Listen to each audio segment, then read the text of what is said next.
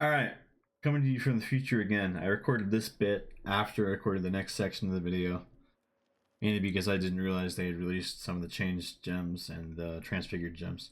So, really quick thing: Blade Trap. They actually changed the skill. I didn't think they were actually going to change base Blade Trap, other than the quality. But they actually have changed it. The base radius is now 2.2 meters rather than gaining 1.6 meters to radius. So previously, Blade Trap had a base radius of 1.6 meters. And then as it got to level 20, it would gain, zero point 0.1 meter every few levels, up to 2.2 meters at level 20. So, and then the 2.3 meters, I think, at level 21, it would gain 0.7. The unfortunate part of this is that we're going to lose a little bit of AoE in the endgame version, because it's going to only have 2.2 meter radius because it doesn't have any scaling radius anymore.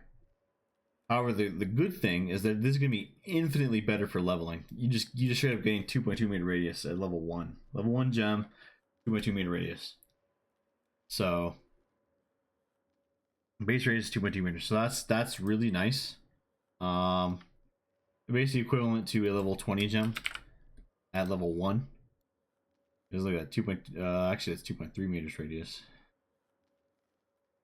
Oh, that's because I have a +1 Ghost Rise for some reason. I forgot about that. Yeah, 2.2 meter radius, level 20. But slightly unfortunate that the level 21 gem isn't going to give you actually any more radius than it did before. You get like 0.1 extra radius. So now it's not that's not true anymore. However, clearing for the campaign is going to be so much better. Like a league start, like when you're clearing campaign, oh my god, that's such a massive difference between 1.6 and 2.2. Doesn't seem like that big of a difference, but when you're clearing with Blade Trap, trust me, that is a massive, monumental difference when you're clearing in the campaign. So there's that. And next part of the video, go. Hey, what's up, you guys? It's Xantho here, and today I'm going to be talking about a little bit more about the build, a couple changes I made recently to it, then a brief talk about Tinctures, what Ascendancy I'm planning to play in the new league, the new league Ascendancies, of course, and then a little bit of talk about Ultimatum. So, to start it out with, I've made a couple changes to the build. I have dropped Steel Skin.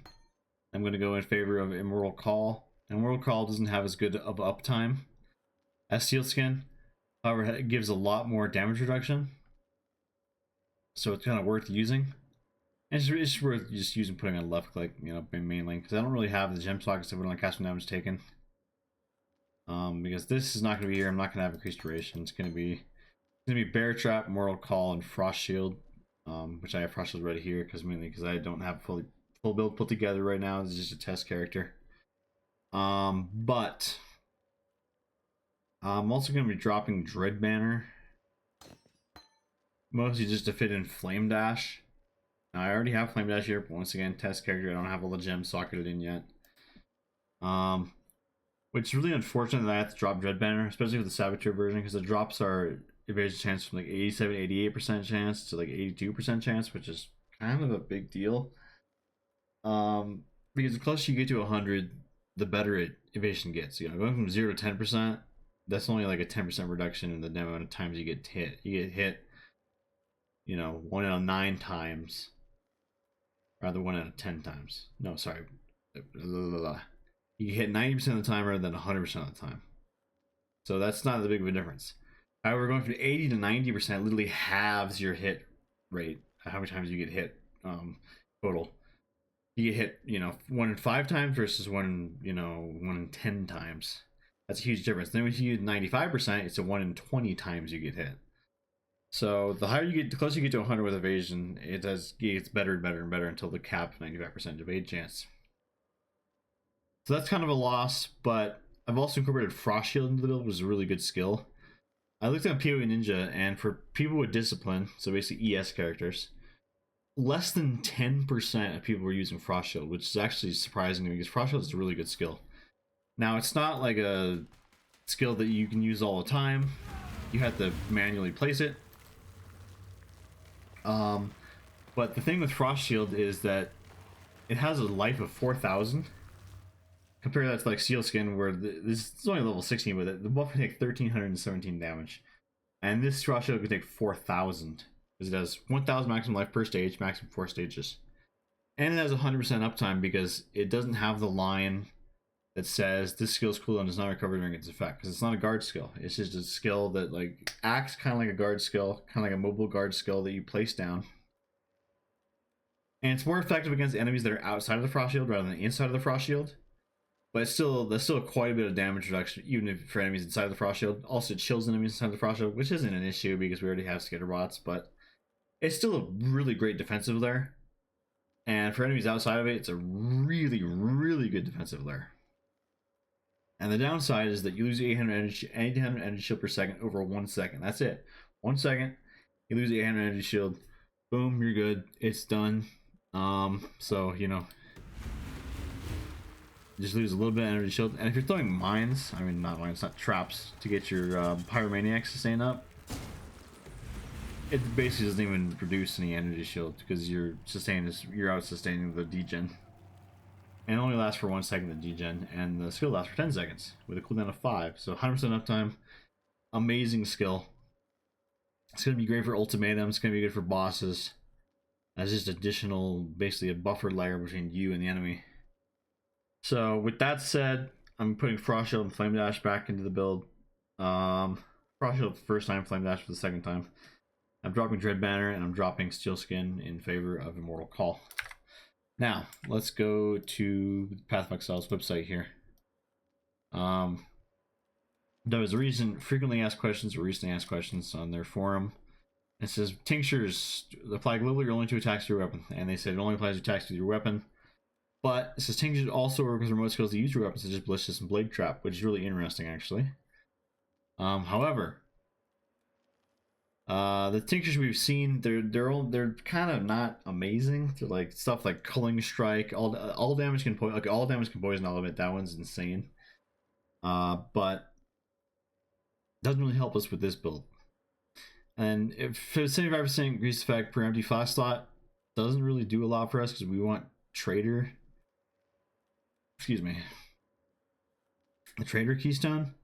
And if you use a Tincture, we already have 3 flasks. So if you put a Tincture in there, we only have 1 empty flask slot. So that's not that big. And also, using a Tincture would ruin Trader because although it doesn't count as a flask, it's still occupying a flask slot, so that flask slot is not empty. At least I'm pretty sure that's how it works. So that would ruin your Trader sustain. And then Nature's Concoction is really strong for attack builds. Like, I'm talking really strong. It basically gives you kind of like Pathfinder sustain. Last just to apply Tincture, gain 3 charges when you hit an enemy with a weapon, no more than once every second. So 3 charges per second. Per second. 3 charges for basically 2, up to 2 flasks next to a Tincture. Because if you have a Tincture in the middle, flask, Tincture in the middle. It's 3 charges when you hit an enemy with a weapon, no more than once every second. So Pathfinder, by the way, is 3 charges every 3 seconds. So that's one charge per second. This is 3 charges per second for 2 flasks. It's only 2 flasks, of course, but you put it next to your 2 most important flasks, and damn, that's a lot of sustain for charges. And then 30% increased effect when used if you hit an enemy with a weapon recently, which is unfortunate, which we will never be doing. We'll never be doing either of these. We're not going to be hitting once every second with a weapon because it requires us to hit with a weapon, not a trap. Traps do not count as you, totems do not count as you, and mines do not count as you. They're all basically proxy damage sources. They're not you. So I'm probably not going to run a Warden of the Magi. I'm probably going to run Wildwood Primalist for the charms. Also, 20 inventory slots extra is pretty freaking cool. Considering you have 60 inventory slots by normal, that's 80 inventory slots now. That's 33% more, 60 to 80. So that's actually pretty big, especially if you're juicing maps and you don't want to spend time portaling back to your hideout, dropping stuff in, then going back to the map, picking stuff up, going back to your hideout. This actually saves a lot of time. It's good quality of life. And of course you get 3 charm slots, of which I looked on PoEDB.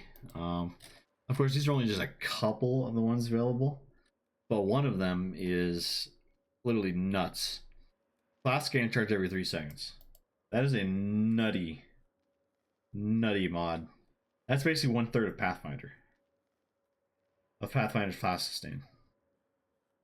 So if you get 3 of those charms, that is Pathfinder's flask sustain.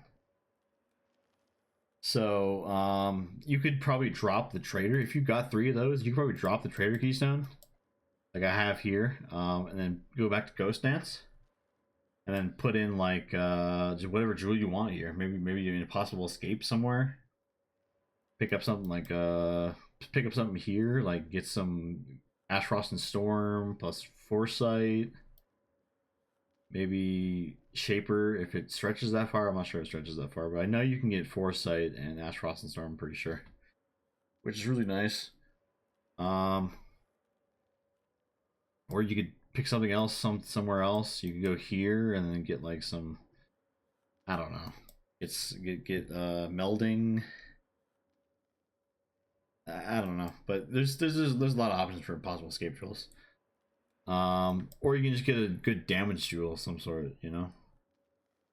But with that, you would need to pick up these charges, charges gained, because with just 3 charges every 3 seconds, it's not enough to sustain your flasks without the trigger. So that's that option, but for the time being, just use trader. Unless you get some insane charms. But I'm thinking the charms are going to be pretty nice. So, back to what I was talking about before. I was going to talk about Ultimatum. This build should be really good for Ultimatum. I'm not sure if it's good for Wave 13 Ultimatum. Now that's kind of sucks because we've kind of built around stationary tankiness. And should be able to tank most things.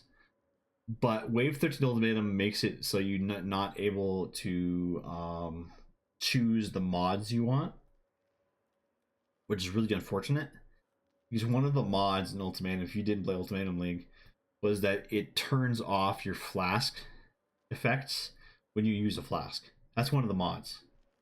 And since we're relying on coruscating elixir, and these 2 other elemental classes actually give us a res and also make us chaos, not penetrate or ES, and not instantaneously kill us, that's a big no-no. That's a big no-no, that mod. I would take any other mod over that mod. Like even like the horrible Stalking Ruin ones, which can totally brick you if you get hit by 2 when you ruin attacks. I would take that 10 times out of 10 over the Flask Wing. The Flask Wing completely bricks our build. So I might just go 10 waves and then go for the increased chance for Trial Master. That's probably what I'm going to do, is increase chance for Trial Master, because once you beat him, you get a full stack of catalysts, and catalysts I probably think are going to be more expensive. I know a lot of people are probably going to be running Ultimatum.